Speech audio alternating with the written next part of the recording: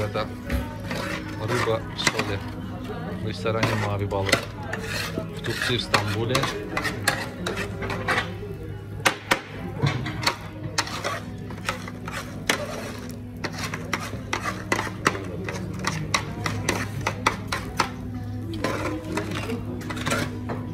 Думаю, вам будет интересно.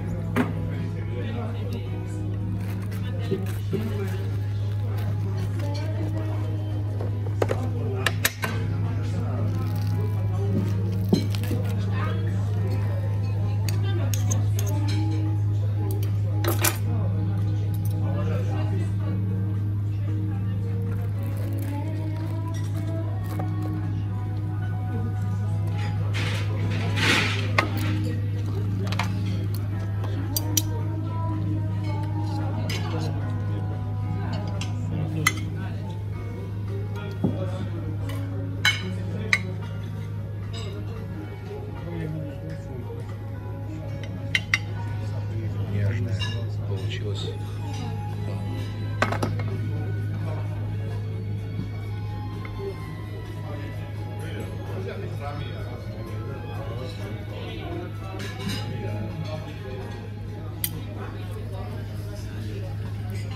Это окунь. В турецком леврек. Вес чуть больше 2 килограммов.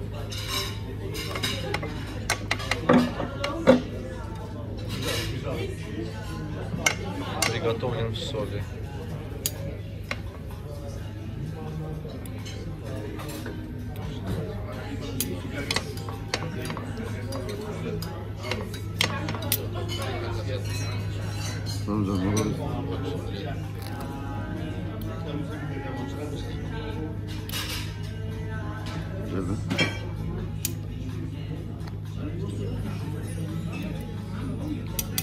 Косточек сразу чистится.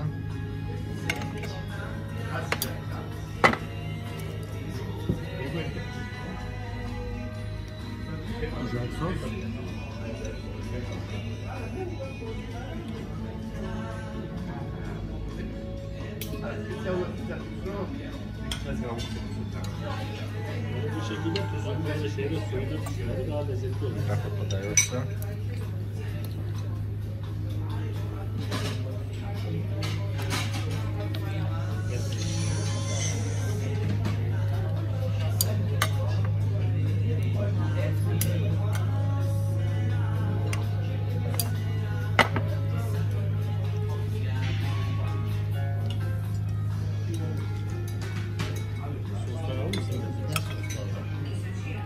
Zeytinyağı, soya sosu. Şu bir tadına bakar.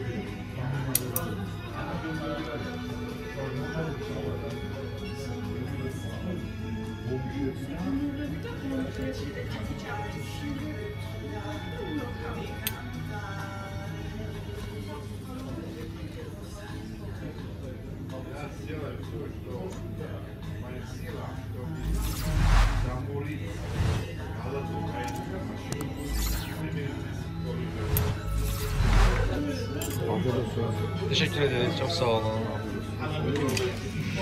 Все. Всем приятного аппетита.